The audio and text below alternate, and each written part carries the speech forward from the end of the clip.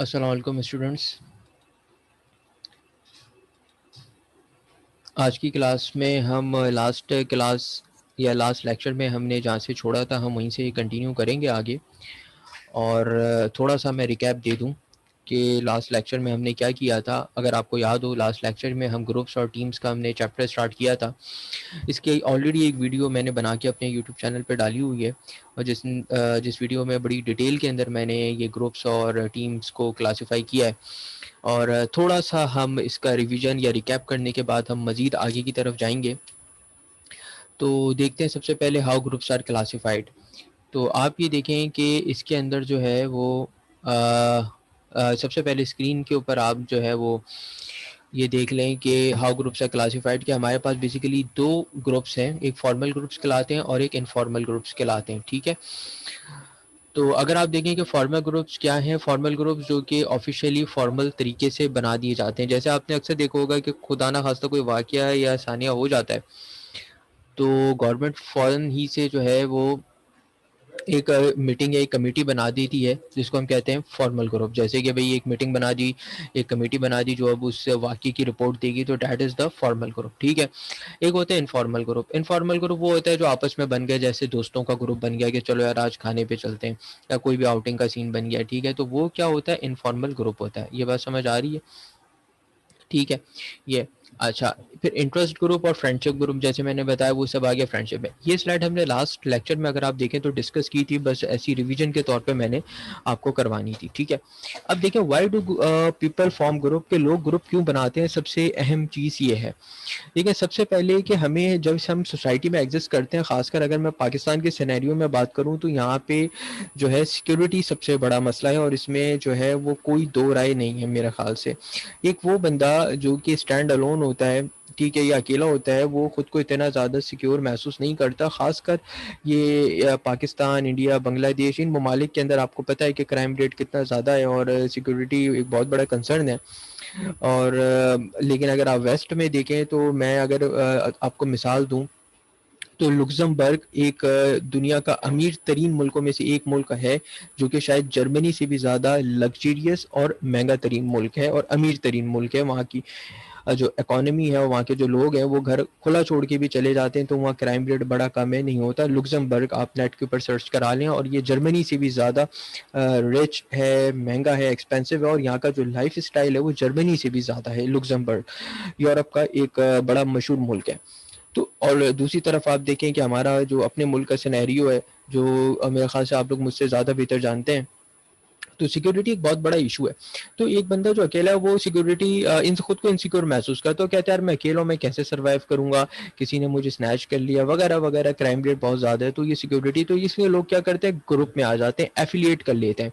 अब उसमें affiliation political भी हो सकती है, नॉन पॉलिटिकल भी हो सकती है। पॉलिटिकल आप किसी पार्टी में शमूलियत इख्तियार कर लें, XYZ किसी पार्टी में। नॉन पॉलिटिकल आपने ग्रुप बना लो, फॉर एग्जाम्पल जैसे यूनियन है, एक आप अपार्टमेंट में रहते हैं या आप किसी कॉलोनी में रहते हैं, वहाँ पे यूनियन यूनियन क्या होती है, आपके घरों में भी होगी। घर के मोहल्ले में चार बड़े बुजुर्गों ने मिलके एक यूनियन का ग्रुप बना लिया और जिसे कहते हैं कमेटी बना ली। ठीक है, और उसके फैसले वो करते हैं। सेकंड आ जाए स्टेटस। अब देखिए स्टेटस का एक बहुत बड़ा फर्क होता है, हर आदमी अपने लेवल के बंदे से बात करता है। ठीक है, हर बंदा अपने हर आदमी जो है वो अपने लेवल पे बात करता है। अब स्टेटस क्या है कि inclusion in a group that is viewed as important by other provides recognition. ठीक है, तो ज़ाहिर बात है कि जब आपका स्टेटस हाई हो जाता है तो आपका जो है वो आपको रिकग्निशन प्रोवाइड की जाती है और स्टेटस फॉर इट्स मेंबर। ठीक है, तो ये स्टेटस हो गया। सेल्फ एस्टीम, आपको याद होगा जब मैं मैस्लोस हायरार्की की बात कर रहा था तो उस वक्त भी मैंने सेल्फ एस्टीम पे बात की, तो मैंने कहा था कि self esteem is one of the major factors हैं provide people with the feeling of self worth, कि आपकी सेल्फ वर्थ होनी चाहिए। देखो डेफिनेशन आ गई है सेल्फ एस्टीम की ना, कि यार मैं कुछ हूँ, मेरी एक सेल्फ वर्थ है।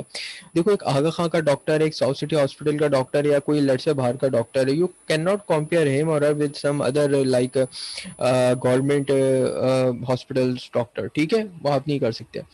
एफिलिएशन में group fulfil social needs, group जो है वो सोशल नीड्स फुलफिल करते हैं। एफिलिएशन मैंने अभी आपको बताया थोड़ी देर पहले। ग्रुप ज्वाइन करने से पावर आ जाती है। पावर मिसाल के तौर पर आपने किसी पॉलिटिकल पार्टी से आप एफिलिएट हो गए, एंड आफ्टर दैट आपके पास पावर आ गया, अरे यार मैं तो एफिलिएट हो गया हूँ और मैं एक फ़ोन करूँगा तो मेरा ये हो जाएगा, वो आ जाएगा।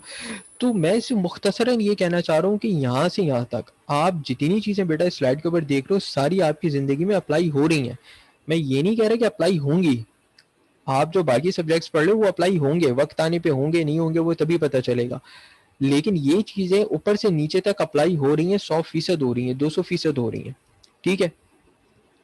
आखिर में देखो goal achievement, at times it takes more than 1% to accomplish a task. एक वक्त में एक या एक से ज़्यादा गोल अचीवमेंट, गोल की बात हो चुकी है कि एक टाइम बाउंड आपको जो है वो ऑब्जेक्टिव या टारगेट दे दिया जाता है जिसको गोल कहते हैं। और गोल अचीवमेंट क्या है कि एक या एक से ज़्यादा पर्सन किसी भी टास्क को कंप्लीट करें, दैट इज़ गोल अचीवमेंट। देखो आगे की तरफ पढ़ते हैं, stages of group development. Stages of group development क्या था, 5 स्टेज मॉडल। 5 स्टेज मॉडल में ये 5 स्टेजेस हैं, ठीक है। फॉर्मिंग, स्टॉर्मिंग, नॉर्मिंग, परफॉर्मिंग, एडजॉर्निंग, ठीक है। सही है, ये मैंने यहाँ पे आपको वो कर दिया। फॉर्मिंग क्या है कि देखो अब ग्रुप बनता है कैसे, ये ग्रुप की डेवलपमेंट के 5 स्टेजेस हैं, उन 5 स्टेजेस को हमने स्लाइड के ऊपर डिस्कस करना है। उन 5 स्टेजेस से गुजर के एक ग्रुप बनता है। फॉर्मिंग क्या है, फॉर्मिंग सबसे पहली स्टेज है जिसमें बड़ी अनसर्टेनिटी होती है, या तुम ग्रुप में आ जाओ, जैसे तुम लोग अपने एफआईपी का ग्रुप बना रहे थे कि भाई तुम ग्रुप में आ जाओ, तुम ना हो ग्रुप में, वगैरह वगैरह। तो फर्स्ट स्टेज ग्रुप डेवलपमेंट की करेक्टराइज बाय मर्ज अनसर्टेनिटी, यानी इसमें बड़ी अनसर्टेनिटी सी रहती है बेटा, ठीक है। सेकंड स्टेज है स्टॉर्मिंग। स्टॉर्मिंग ये सेकंड स्टेज है जो कि इंटर ग्रुप कॉन्फ्लिक्ट। देखो जब भी कोई नई चीज पैदा होती है या बनती है उसमें कॉन्फ्लिक्ट्स आते हैं, एडजस्टमेंट में टाइम लगता है और ये एक नेचुरल प्रोसेस है। इसके लिए बड़े बुजुर्ग एक मुहावरा कहते हैं कि भाई नया जूता हमेशा काटता है। आपने कभी नया जूता खरीदा है? मोस्टली अगर कोई बहुत हाई फाई ब्रांड है तो चलो ठीक है, उसमें एक्सेप्शन है, लेकिन यूजुअली नया जूता आपको प्रॉब्लम करता है, वो महीने 1.5 महीने में जाके एडजस्ट होता है। तो ये मिसाल है, एक बुजुर्गों ने कही है। अब यहाँ स्लाइड की तरफ देखो, जो तुम्हारी बुक के अंदर लिखा हुआ है, जो हम बुक को फॉलो कर रहे हैं, कि जो ये स्टॉर्मिंग जो है ग्रुप डेवलपमेंट की, वो सेकंड स्टेज है जो कि इंटर ग्रुप कॉन्फ्लिक्ट, यानी ग्रुप के अंदर जो कॉन्फ्लिक्ट होते हैं, सॉरी, ग्रुप के दरमियान जो कॉन्फ्लिक्ट होते हैं। इंट्रा अंदर होगा, इंटर दो ग्रुप्स के दरमियान जो कॉन्फ्लिक्ट होते हैं, ठीक है, उनको जो है वो हैंडल करती है और कॉन्फ्लिक्ट से गुजर के वो ग्रुप बनता है। आगे आ जाओ norming, the third stage characterised by close relationship and cohesive. यहाँ से मामला थोड़ा सा बेहतर होना शुरू होता है। ये वो थर्ड स्टेज है जो कि क्लोज रिलेशनशिप्स और कोहेसिवनेस से कैरेक्टराइज्ड होती है। कोहेसिवनेस कहते हैं जोड़ को, आपस में जोड़ पैदा होना, ठीक है। जैसे जोड़ है या लोग नज़दीक आगे कोई से वो रहे हैं, बॉन्डिंग, जिसको बॉन्डिंग एक वर्ड है, बॉन्डिंग होता है, इसका मतलब होता है बॉन्डिंग, अच्छी बॉन्डिंग होना, ठीक है। और रिलेशनशिप्स बन रही है, नॉर्मिंग। अब वक्त आ जाता है डिलीवर करने का, जिसको कहते हैं परफॉर्मिंग के। फुली फंक्शनल हो गया ग्रुप, अब तुम्हारी टीम या ग्रुप जो भी है वो तैयार हो गया, ठीक है। अब वो हो गया बेटा फुली फंक्शनल, और अब इसने जो है ना परफॉर्म करना है, सही मायनों में इसने क्या करना है, बेसिकली परफॉर्म करना है, ठीक है।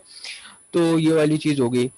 एडजॉर्निंग जो फाइनल स्टेज है, characterised by concern with wrapping up their activities rather than आज टास्क परफॉर्मेंस। एडजॉर्निंग क्या, फाइनल स्टेज है ग्रुप की, कैरेक्टराइज्ड बाय कंसर्न। अब आखिर में एडजॉर्निंग का मतलब है कि भाई तुमने अपने एफआईबी बना लिया, अब तुम उसको फाइनलाइज करो, यानी रिपोर्ट बनानी है रिपोर्ट बनाओ, और इसी तरीके से बाकी चीज़ों के हवाले से तुम चीज़ों को फाइनलाइज करो, ठीक है। अब आ जाओ ड्रॉबैक्स के, अंडर सम कंडीशंस ग्रुप में कुछ ड्रॉबैक्स भी होते हैं कि ग्रुप आपका मतलब चल नहीं पाता, ठीक है, या ओकेजनली जो है वो नहीं हो पाता, या आपने रीऑर्गेनाइजेशन कॉन्टेक्स्ट जो है क्या मतलब ये है कि ऑर्गेनाइजेशन कुछ समझ नहीं पाता या उसके मुताबिक चल नहीं पाता, तो ये कॉन्फ्लिक्ट्स होते हैं, ठीक है। आगे था फंक्शनल इक्विलिब्रियम मॉडल, इसको हम आगे की तरफ बढ़ते हैं, इसको भी हम आगे की तरफ बढ़ते हैं, ये हमने नहीं देखना, ये हम देख लेते हैं। ग्रुप बिहेवियर मॉडल, ये इस मॉडल को देखें, इसमें ये जो चार्ट बना हुआ है, इस चार्ट को गौर से आप देखें और ये देखें कि कौन सा एरो कहाँ जा रहा है। देखें यहाँ से करते हैं, extreme conditions imposed on the group. आपने ग्रुप के ऊपर कंडीशंस लगा दी कि यार तुम ये नहीं करोगे, तुम ये नहीं करोगे। आगे देखिए ग्रुप मेंबर के पास रिसोर्सेज होती है। अब जैसे तुम लोगों का एफआईपी का ग्रुप है, तो ये इस वक्त एग्जाम्पल या मैं जो टॉपिक तुम्हें पढ़ा रहा हूँ ये 100% फिट हो रहा है एफआईपी के ग्रुप के अंदर, ठीक है, 100% फिट हो रहा है कि ये तुम्हारा एफआईबी का ग्रुप है। अब तुम्हारे ग्रुप का स्ट्रक्चर क्या है, उसमें 3 मेंबर हैं, 4 मेंबर हैं, जो भी है, ये दोनों मिल के यहाँ पे देखो एरो कंबाइन हो गए, तुम्हारे ग्रुप की जो है वो प्रोसेस को बता रहे हैं, ठीक है। उसके बाद ये तुम्हारा ग्रुप टास्क है, जो भी तुमने ग्रुप टास्क दिया, एंड देन आफ्टर आखिर में तुम्हारी परफॉर्मेंस है या सेटिस्फेक्शन है कि तुमने जो काम किया, whether you are satisfied with it और नॉट, ठीक है।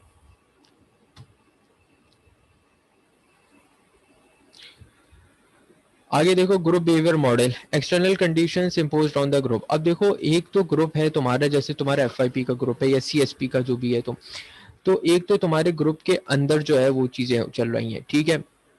अच्छा, एक वो है जो ऑर्गेनाइजेशन, यानी किसी ऑर्गेनाइजेशन, जैसे तुम किसी यूनिवर्सिटी में हो तो यूनिवर्सिटी की अपनी पॉलिसीज और एसओपीज हैं, जैसे कि तुम्हारी एफआईपी की रिपोर्ट का फॉर्मेट है। अब तुम अपनी मर्जी का फॉर्मेट लेके नहीं आ सकते और तुम टीचर को या फैकल्टी को चैलेंज नहीं कर सकते कि नहीं सर ये मैंने अपना फॉर्मेट बनाया, मैं तो इसी पे दूंगा। ऑब्वियसली बेटा ऐसा नहीं हो सकता। एक ऊपर से फॉर्मेट अप्रूव हुआ है, वो फॉर्मेट है, आपने उसके मुताबिक चलना है। अब यहाँ पे की लिमिटेशंस आ गई तुम्हारे ग्रुप की कि तुमने जिस इदारे में हो, अगर मैं भी हूँ यहाँ पे, तो मैंने भी यहीं की पॉलिसीज को बेटा फॉलो करना है, ठीक है।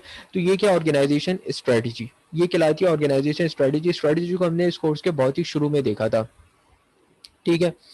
तो ये हो गया ऑर्गेनाइजेशन स्ट्रेटजी। अथॉरिटी स्ट्रक्चर, अब अथॉरिटी स्ट्रक्चर के ऊपर से, अब जैसे इस्लामाबाद में अगर हेडक्वार्टर है तो वहां से अथॉरिटी की डेलीगेशन शुरू है ऊपर से नीचे। वहां से कोई नोटिस आता है कि भाई यूनिवर्सिटी बंद है, खुली है, पेपर एलएमएस पे होंगे या व्हाट्सएवर जो भी है, उसमें ना मैं कुछ कर सकता हूँ ना आप कुछ कर सकते हैं। फॉर्मल रेगुलेशंस कि भाई शलवार कमीज फॉर एग्जाम्पल से जुम्मे वाले दिन अलाउ है। ऑर्गेनाइजेशनल रिसोर्सेज के, ऑर्गेनाइजेशन में लिमिटेड रिसोर्सेज हैं और so do their work groups. Human resource selection process, HR का सिलेक्शन प्रोसेस क्या है मिसाल के तौर पे, ठीक है, कि एचआर का जो भी सिलेक्शन प्रोसेस है। Performance evaluation and reward system, अब परफॉर्मेंस इवैल्यूएशन का एक है और एक रिवॉर्ड सिस्टम है, ठीक है, कि अपना कौन सा रिवॉर्ड सिस्टम है, ठीक है। ऑर्गेनाइजेशनल कल्चर, क्या आपके ऑर्गेनाइजेशन का कल्चर क्या है, ठीक है, यानी कि आपकी यूनिवर्सिटी का क्या कल्चर है, ठीक है। और इसी तरीके से अगर आप किसी वेस्ट की यूनिवर्सिटी में जाओगे तो ऑब्वियसली वहाँ का जो कल्चर है वो टोटली डिफरेंट है। फिजिकल वर्क सेटिंग, क्या आपकी वर्क सेटिंग क्या है, क्लासेस वगैरह में आपकी किस तरीके से सेटिंग है। Group member resources, abilities, personality, characteristics. Group member resources क्या है कि आपकी एबिलिटीज क्या है या पर्सनैलिटी कैरेक्टरिस्टिक्स क्या है, ठीक है। अच्छा, अब हम बात करते हैं बेटा ग्रुप स्ट्रक्चर की। ग्रुप स्ट्रक्चर में ये है कि फॉर्मल लीडरशिप, सबसे पहला ये है कि फॉर्मल लीडरशिप में role, a set of expected behaviour patterns attributed to someone occupying a given position in a social unit. अब ये ऑफिशियल डेफिनेशंस लिखी हुई है। फॉर्मल डेफिनेशन के रोल का क्या मतलब है कि एक आपका बिहेवियर पैटर्न है, मिसाल के तौर पे मैं सीआर का एक कहता हूँ एक रोल है। अब मैं क्या एक्सपेक्ट करता हूँ कि बेटा सीआर का क्या रोल होना चाहिए, बताओ। सीआर का ये रोल है कि वो क्लास से सारा वो ले, ठीक है, सारा डाटा इकट्ठा करे और फिर वो मुझे आगे दे। तो मैंने एक एक्सपेक्टेड बिहेवियर उससे रखा हुआ है, क्या मेरी एक्सपेक्टेशन सीआर से ये है, ठीक है जी। आगे देखो जरा।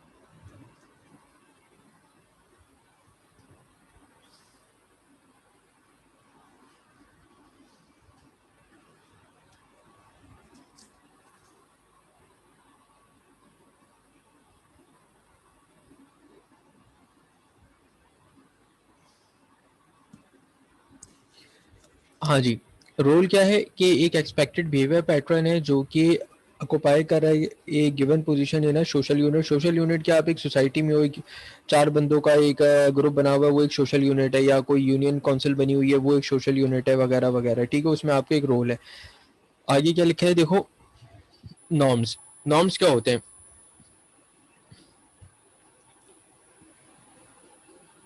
नॉर्म्स होते हैं बेटा कि हर अखलाकियात कह लो या हर जगह के कुछ तौर तरीके होते हैं, कानून कवायद कुछ होते हैं, ऐसा करना है, ऐसे नहीं करना, यूं जाना, यूं नहीं जाना, वगैरह वगैरह।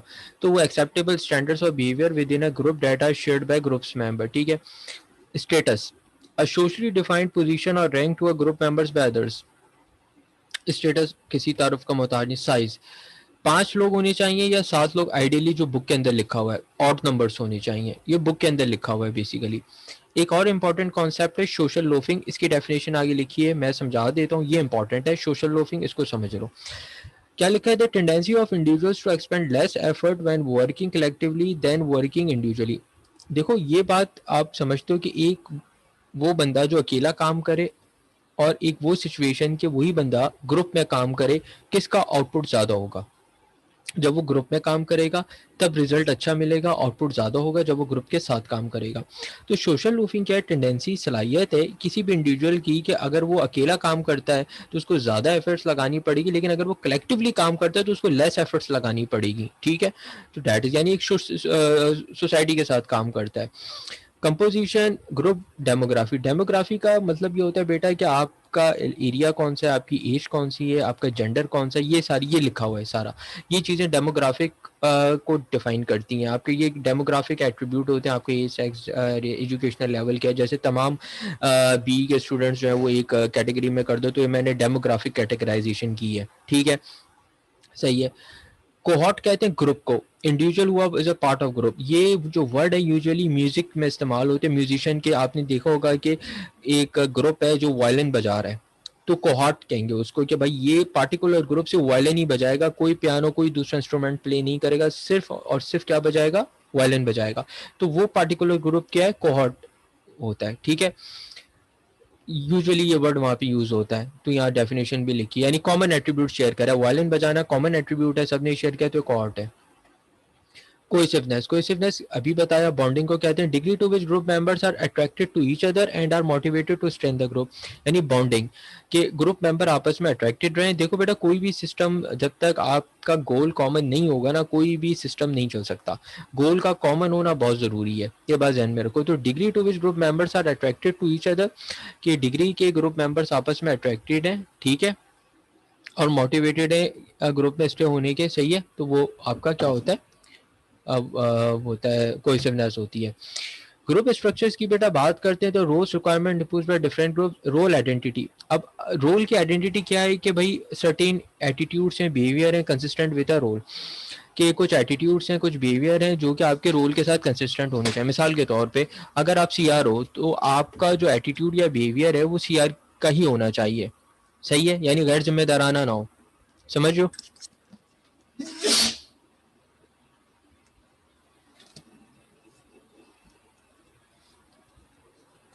इसी तरीके से role perception, individuals view of how he or she is suppose to act in a given situation.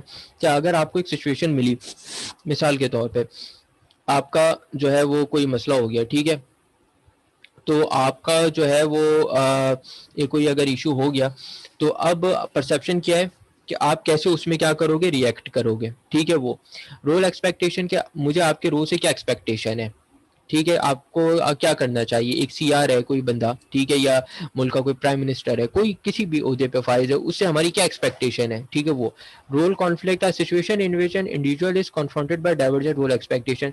Conflict उस वक्त आता है कि भाई आपकी एक्सपेक्टेशन कुछ और है और आप उसे डेविएट कर रहे हो, आप उससे दूर जा रहे हो, कर आप कुछ और रहे हो। मसला क्या है, जिसका जो काम है वो काम नहीं कर रहा, वो अपने काम को छोड़ के किसी दूसरे का काम करना शुरू हो जाता है। जो वकील हैं वो कोई और काम कर रहे हैं, वकीलों का काम कोई और कर रहा है, डॉक्टर हैं वो वकीलों का काम कर रहे हैं, वकील डॉक्टरों का काम कर रहे हैं, ठीक है। तो मसला सारा ये कि जो जिसका काम है वो कर ही नहीं रहा, वो अपने काम को छोड़ के किसी दूसरे के ऊपर मतलब जा रहा है, ठीक है। तो ये आप देख लें, हमारा इसका टाइम आउट होने वाला है, तो हम एक स्लाइड और इसमें ले लेते हैं, ठीक है। और अगर ये कॉल जैसे कटती है तो फिर आप हम दूसरे सेशन में ज्वाइन करेंगे, ठीक है। ग्रुप स्ट्रक्चर, अब ग्रुप स्ट्रक्चर ही कंटिन्यू आगे आप देखेंगे। Performance norms, explicit cues provided by group works to their members about how to get job done, level of output. जैसे कि अगर आपने जो है वो नॉर्म्स है, तो नॉर्म क्या है कि क्लूज के भाई काम कैसे करना है, ये क्लूज होते हैं, कैसे जॉब डन करनी है, लेवल ऑफ आउटपुट क्या होना चाहिए, इसको कहते हैं गाइडेंस। जैसे आप अक्सर अपने सीनियर से गाइडेंस पूछते हैं कि मुझे बताओ भाई, मैं यहाँ पे नया हूँ या जूनियर हूँ, मुझे पास आउट कैसे होना है, सीएसपी का क्या तरीकेकार है, एफआईपी कैसे बनाना है, किससे कांटेक्ट करना है, क्या क्लू है, थोड़ी सी हेल्प कर दो, ऑल डैट, ये सब इसके अंदर आ जाता है। Appearance form include thing like appreciate dress, loyalty to the work. Appearance में वो सारी चीज़ें जो आपकी अपीयरेंस है जिसका ताल्लुक होता है, आपका ड्रेस वगैरह, बिहेवियर वगैरह वगैरह। Social arrangement norms with home group members eat lunch friendships on end of, ठीक है। सोशल जो है वो क्या नाम है, यानी सोशलाइज करना, खुद को बाहर जाना, और with home group members eat lunch, आप किसके साथ लंच करते हो, फ्रेंडशिप करते हो वगैरह वगैरह।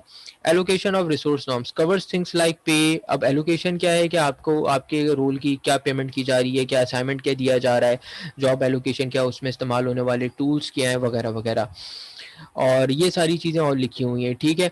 तो नॉर्म्स ऐसे ही डेवलप्ड होते हैं बेटा। तो ये ओवरऑल जो है आपको, जो आज हमने आज की स्लाइड में मैं दोबारा इसको समराइज़ कर देता हूँ कि हमने आज के लेक्चर में क्या पढ़ा है। बेसिकली अगर आप देखें तो यहाँ से हमने 323 स्लाइड से लेके हमने ये देखा है कि ग्रुप्स हैं क्या, इनको बनाया कैसे जाता है, ठीक है। स्टेजेस क्या होती हैं, 5 किस्म की स्टेजेस होती हैं यहाँ पे, और इसी तरीके से जो है स्टेजेस ऑफ ग्रुप डेवलपमेंट आगे कंटिन्यू हुआ है। और उसके बाद फिर हमने ये फ्लो चार्ट देखा है। देन फिर हमने ग्रुप बिहेवियर मॉडल ही को, यानी इस मॉडल को हमने दोबारा यहाँ पे डिस्कस किया है, इसके 8 हमने पॉइंट्स देखे हैं। और उसके बाद मजीद हम आगे गए, ग्रुप मेंबर रिसोर्सेज में हमने चीज़ें ये देखी हैं, एंड ये ऑल ऑफ दैट, ये सारी चीज़ें हमने देखी हैं, ठीक है। तो क्योंकि टाइम बेसिकली हमारा ख़त्म होने जा रहा है, और इसके वीडियो के बाद मैं आपको लाइव सेशन पे आगे कंटिन्यू करूँगा। तो क्लास हमारी आगे अभी कंटिन्यू है, वो ख़त्म नहीं हुई। तो लाइव सेशन पे मैं आपको आगे मजीद कंटिन्यू करता हूँ, क्योंकि टाइम यहाँ ख़त्म होने जा रहा है। तो इसको, इस लेक्चर को फिर हम यहीं तक रखते हैं, और हम लाइव आगे इसको मजीद कंटिन्यू करते हैं, ठीक है जी। Thank you very much.